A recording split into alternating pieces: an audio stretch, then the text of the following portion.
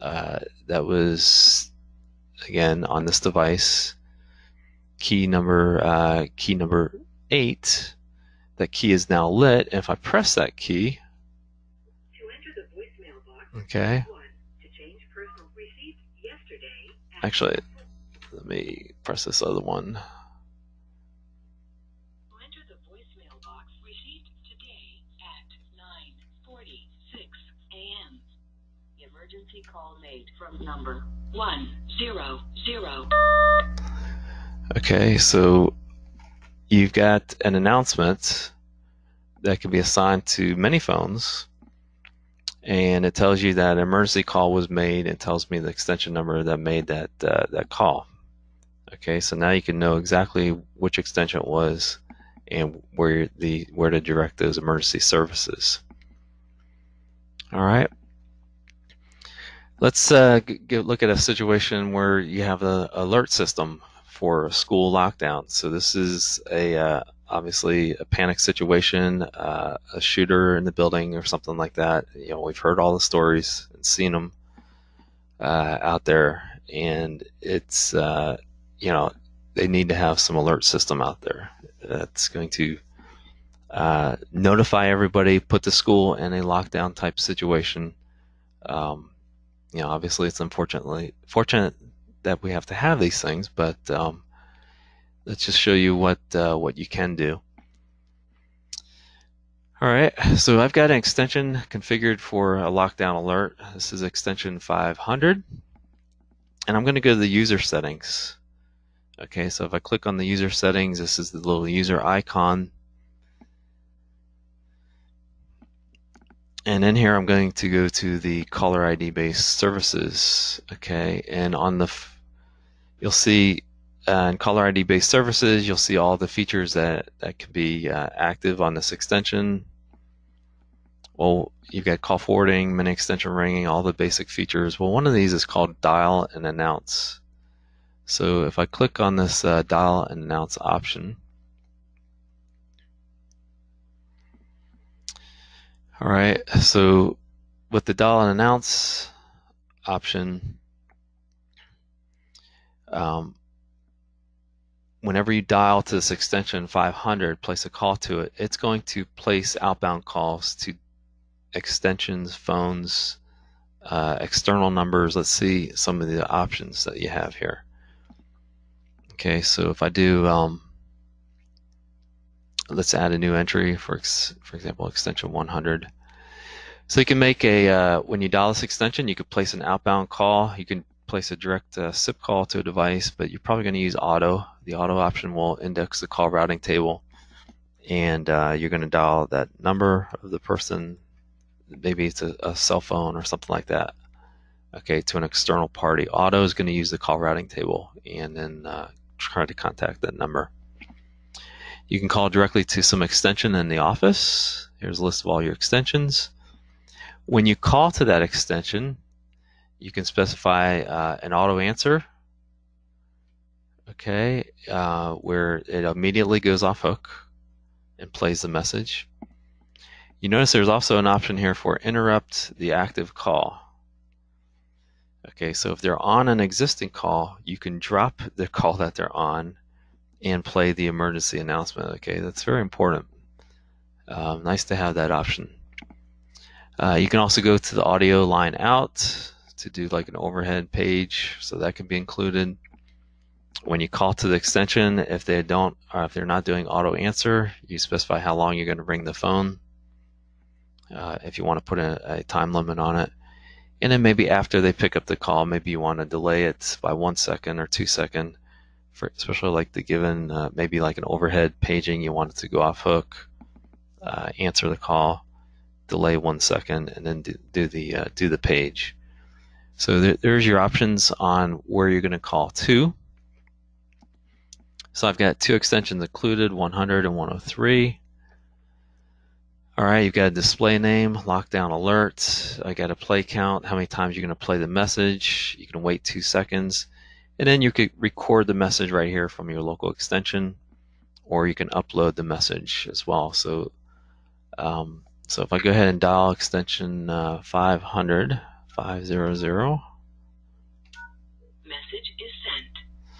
This is an emergency.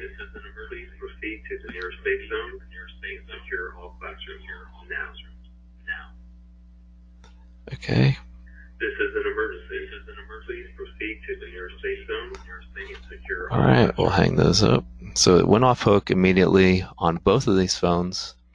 Those phones are sitting right next to each other. That's why you hear the a little bit of echo there. But the so they went off hook, played the message that you have recorded here. Okay, you can also put that extension if needed. You could put that under a maybe a little bit of, you don't want anybody walk into any classroom and be able to dial that. You want people to have access to it, but then again, you don't want false alarms. So you could put it under maybe a pin code access if you want in the call routing table. You can have an entry in the call routing table with a pin number, and that way they would have to have they dial the 500 or whatever digits you want.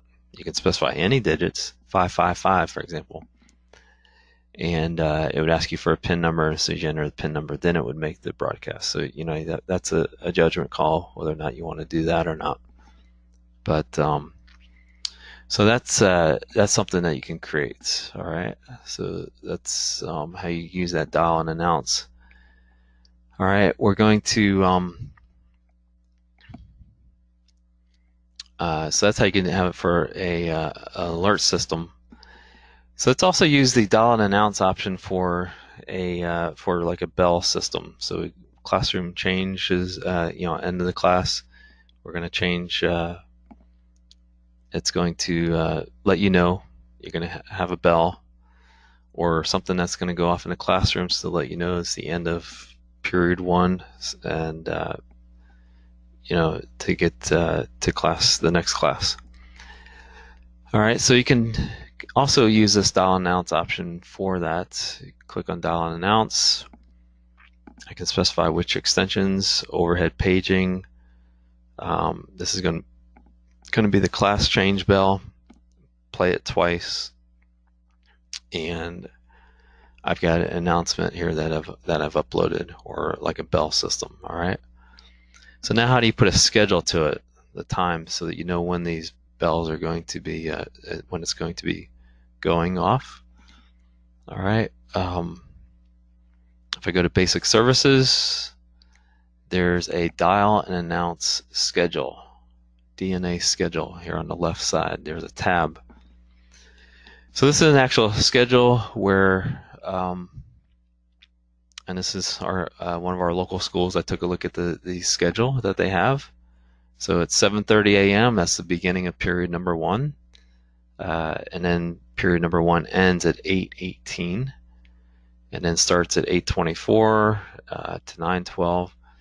So you can have these schedules going throughout the course of the day. And so when this time comes up, it's going to call to this dial and announce schedule.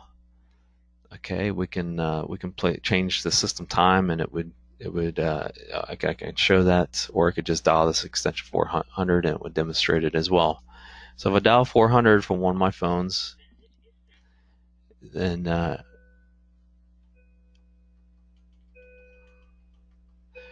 okay, so you can hear the message in the background.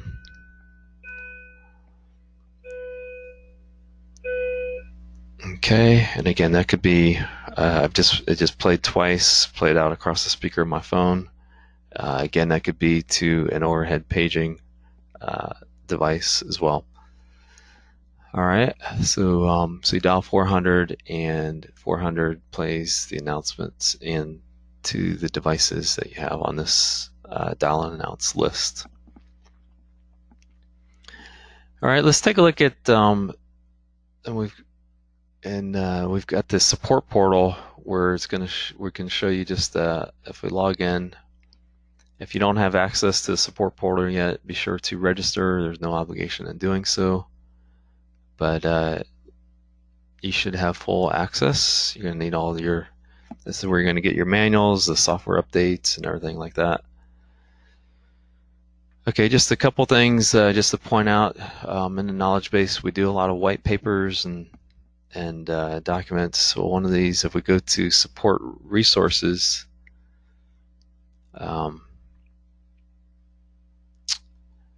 All right, and then system configuration.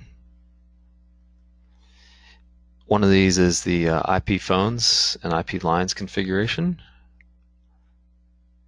So let's just take a look at that.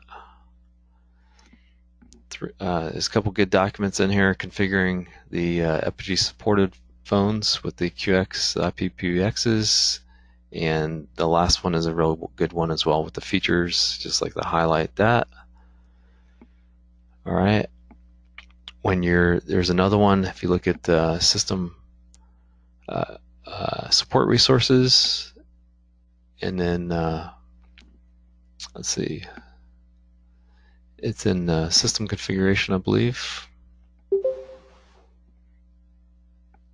All right, the system configuration, and then configuring Epygi IP phones and IP lines configuration with gateways. All right, and then let's go to support resources again. Configuring Epygi with other devices.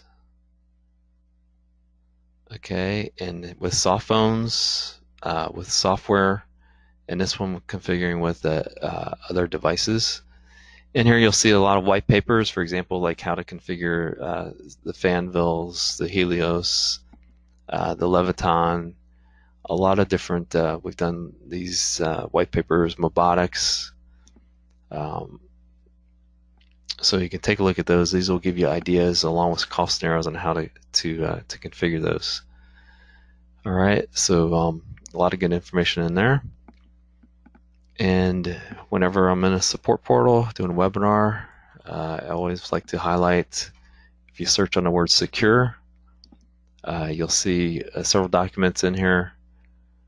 Make sure that you've take a look at the protecting your Epygi PBX, and so you can make sure you have it secured. The systems are secured by default. You want to make sure you maintain that security. That document is real good. It tells you about a lot of different features you can use, including putting PIN codes in there and give you a little bit better insight on some features. But security is important, and you want to take a look at that document as well. All right, that concludes the discussion that I have this morning. What I'm going to do now is I'm going to open it up to any questions. Just give me one moment here.